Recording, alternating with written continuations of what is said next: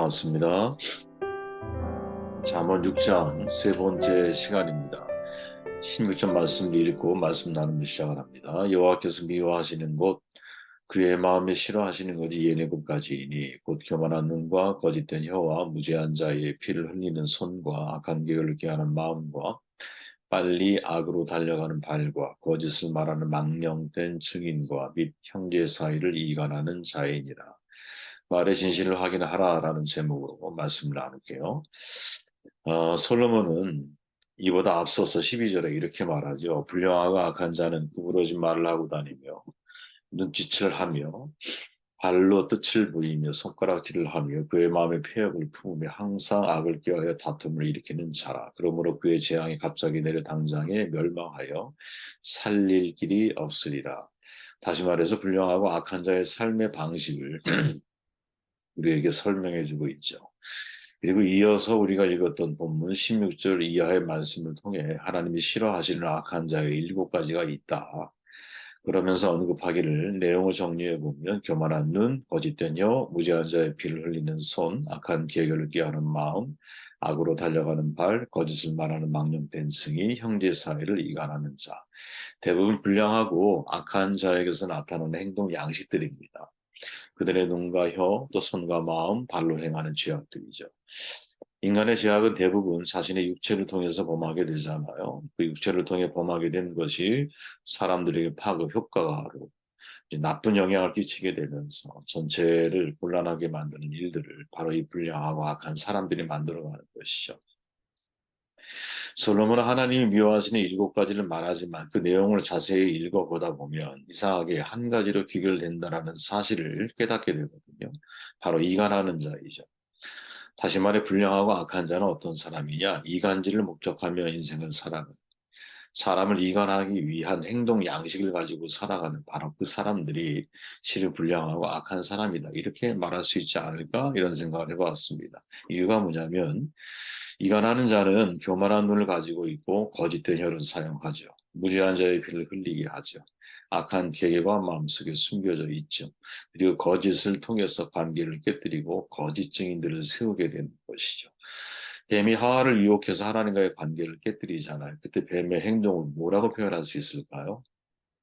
그게 바로 이간질이죠. 이간질. 그죠?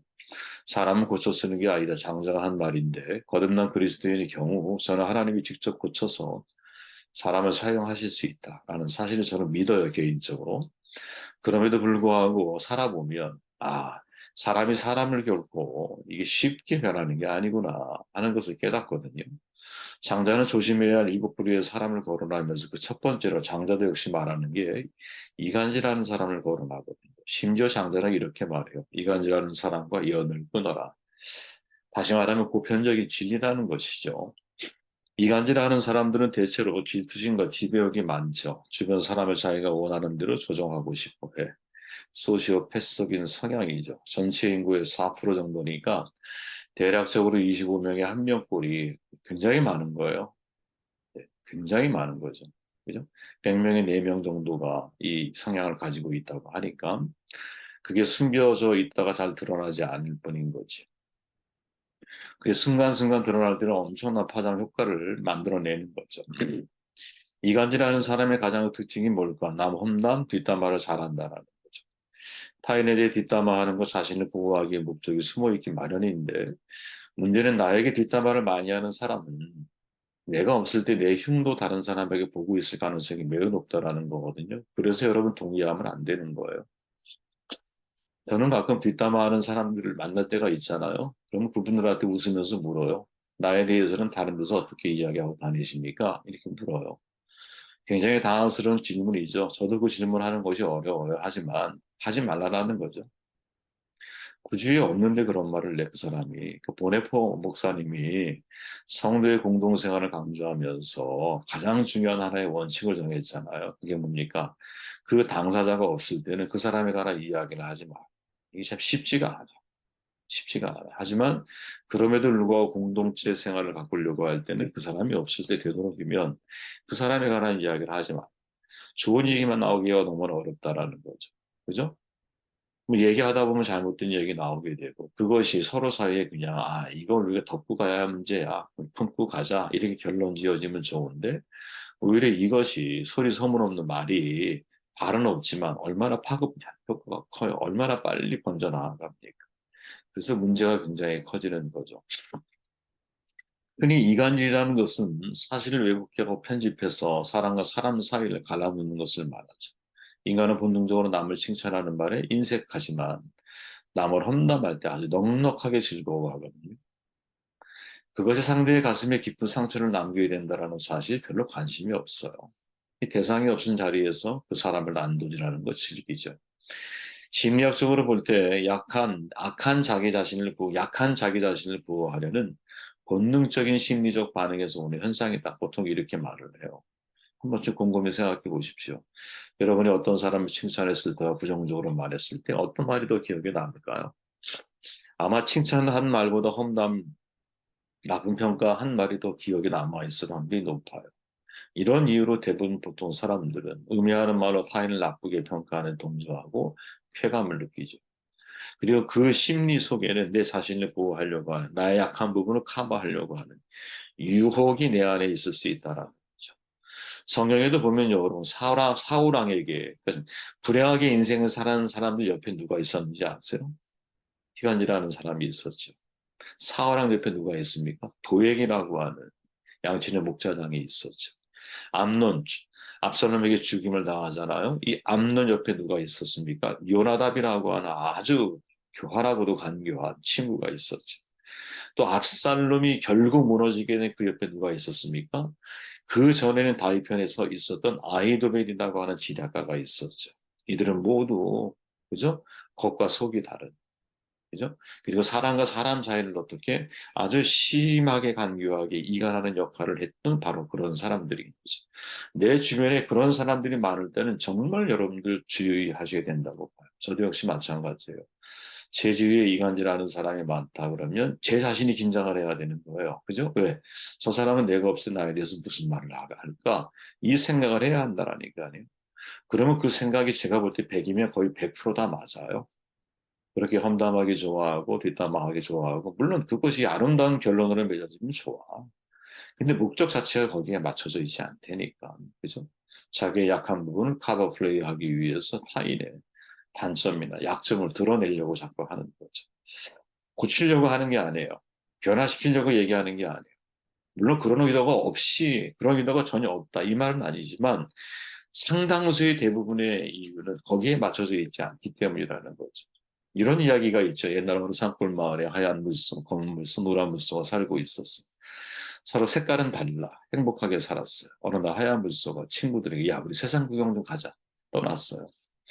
가다가 짝할무리를 만나 힘을 합쳐서 싸워서 이겼어요. 영원히 함께할 것을 맹세를 해.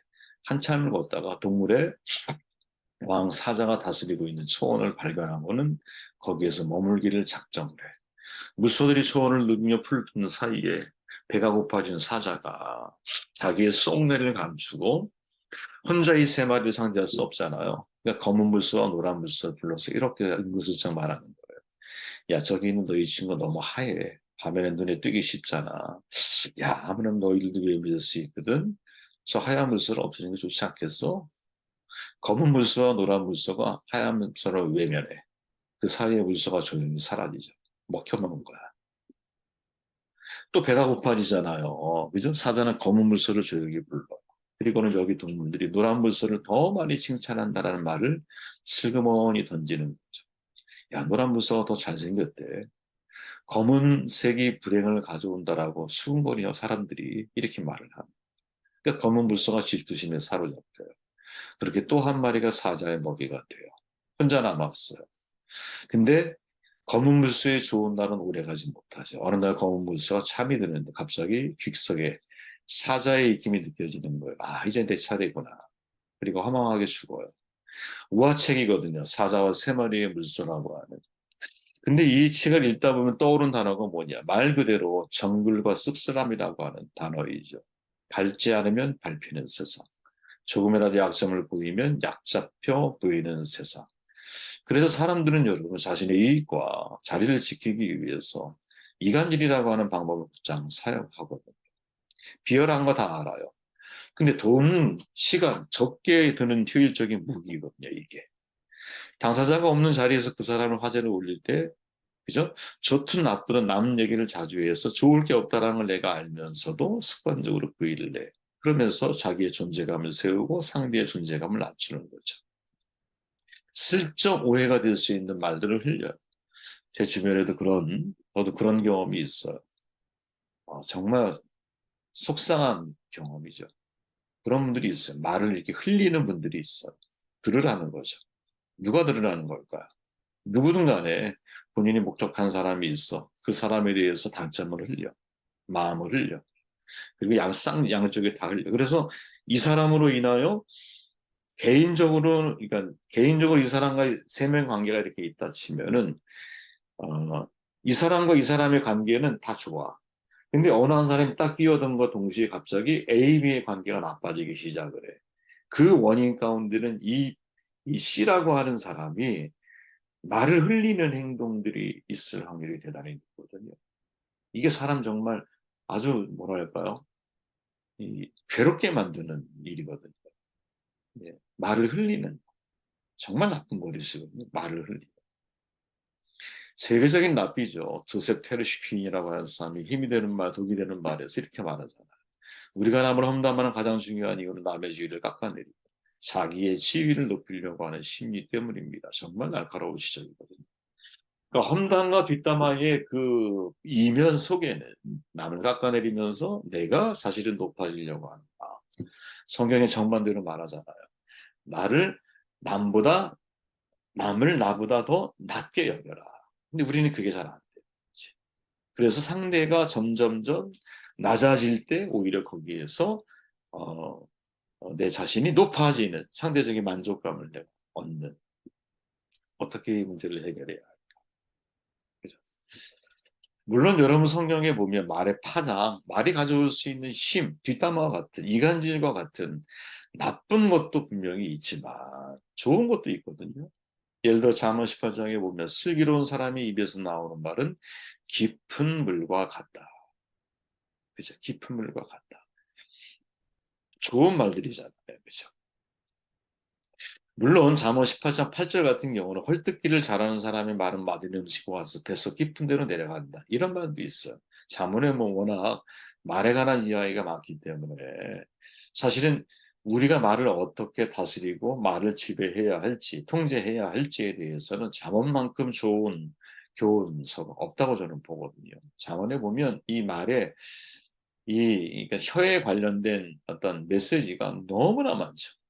너무나 많아. 그리고 그 메시지를 우리가 잘 기억하고 실천할 수 있다면 인간관계뿐 아니라 하나님과의 관계, 나아가서 어떤 사회적인 관계 속에서도 우리는 분명히 좋은 결과들을 만들어낼 수 있다고 생각을 하거든요. 자, 이간질하지 말아라.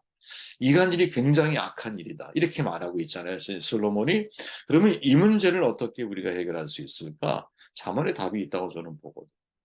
물론 오늘 본문에 있는 답은 아니에요. 하지만 좀 전에 말했던 18장, 이건 말에 관한 메시지가 굉장히 많이 담긴 장이거든요. 거기에 보면 이렇게 말해요. 솔로몬이. 성사에서는 먼저 말하는 사람이 옳은 것 같으나 상대방이 와 보아야 진실이 밝혀진다. 저는 이게 여러분, 우리가 평상시에 정말 잊지 말아야 할 중요한 삶의 태도다. 내가 이간질하는 것, 사람 사이를 이간하는 것은 정말로 나쁜 거죠. 이건 아예 여러분 우리가 행동으로 옮기지 말아야 할 거라면 이간하는 사람들을 만나게 되었을 때, 그죠? 주변에 많잖아. 25명당 한 명이 소시오패스적인 성향을 가지고 있다니까 말이에요. 소시오패스적인 성향은 손 안 대고 코 풀려고 하는 사람이잖아요. 사람들을 뒤에서 조종하려고 하는 마음을 가지고 있어요. 사람들을 깎아내리면서 내가 높아지려고 하는 속성, 지배적인 속성을 가지고 있거든요. 근데 이런 사람들이 내 주변에 있을 때 어떻게 이 관계 맺음을 해야 되는가? 그것은 상대방이 와봐야 사실이 밝혀진다. 즉, 그 사람의 말이, 그죠? 진실성이 확인될 때까지 우리는 여러분, 좀 그러니까 좀 미뤄둬야 한다는 거죠, 판단. 그죠? 전 이게 굉장히 지혜로운 선택의 남자가 보거든요. 말의 진실이 확인될 때까지 그 말의 수용 여부를 우리가 좀 밀어둘 수 있는, 좀 내려둘 수 있는, 그제 이제 또 이제 들어오는 분들이 계셨어요. 총회에 들어오는 분이 있는데, 태국의 선교사님이에요. 현지인과 결혼하셨어. 현지에 결혼하신 분과 두 자녀가 있는데 어쩔 수 없이 이제 아킬레스건이 이혼을 하셨더라. 이유가 뭐냐? 이제 이야기를 나누는 과정 속에 조울증이 있고 그리고 의부증이죠. 의부증이 너무너무 심해서 자녀들까지 악영향을 미치게 되면서 사역 자체를 할 수가 없는 상황이 벌어진 거예요. 하지만 자기는 사역을 해야 하기 때문에 소위 이제 예수 때문에 예수님 때문에 복음 때문에 나는 이혼을 선택하게 됐다. 그러면서 그게 본인한테 얼마나 큰 상처겠어요. 왜? 그 이후로 많은 것들이 다 단절됐거든요. 그분이 얘기를 다 들으면서 충분히 그 마음이 이해가 되고 예수님 때문에 내가 그런 선택을 했다면 거기에 대해서 누가 말을 정죄한 사람이 어디 있어요? 우리는 정죄할 권한이 없잖아. 그런데 얘기를 나누다가 그런 이제 제가 제안을 했어요. 선교사의 말씀은 충분히 제가 이해가 됩니다. 그리고 어, 제가 그런 상황을 겪은 것은 아니지만 어, 충분히 제게 선교사님의 마음에 대해서는 잘 설명해 주셔서 고맙다. 그런데 이제 제가 들은 것은 선교사님의 말밖에 들어보지 못했지 않냐. 그러니 예를 들어 그 현지인 아내분과 관계 속에서 그분의 입장에 대해서 모든 상황을 잘 아시는 분이 선교사님의 지인인 누구든 간에 그게 의사든 누구든 간에 상대의 입장을 들을 수 있는 기회를 선교사님이 마련해 주셔야 됩니다. 그래야 양쪽의 말을 다 들어보고 나서 그래서 어떤 선택과 결정을 할 수 있는 것이지 일방적으로 선교사님의 마음은 충분히 제가 이해하려고 노력하고 이해가 되지만 그거 하나로는 해결될 수 있는 문제가 아니라는 거죠. 예. 그래서 어쨌든 얘기가 잘 마무리되고 상황을 잘 아는 분의 어떤 이 진술서 같은 것들을 이렇게 준비를 같이 하기로 했는데 바로 이제 그런 측면인 거죠. 어느 한쪽 말만 들을 수는 없는 거야. 그죠? 부부싸움이 어떻게 일방적이라는 게 있을 수 있겠어요. 다 쌍방이죠. 하지만 책임 여부에 따라서 그게 10대 90인지 50대 50인지 우리가 분별을 해야 되잖아요. 그죠? 그렇게 이간을 하고 있는 사람들의 말을 들으면서 그 말에 우리가 흔들릴 것이 아니라 저 말이 진실인가 판단할 수 있는 지혜가 있어야 되고 때로 우리가 거절할 수 있는 용기도 있어야 되고 이 모든 것들이 사실은 되게 필요한 부분들이 아니겠는가 하는 생각을 해보게 됩니다.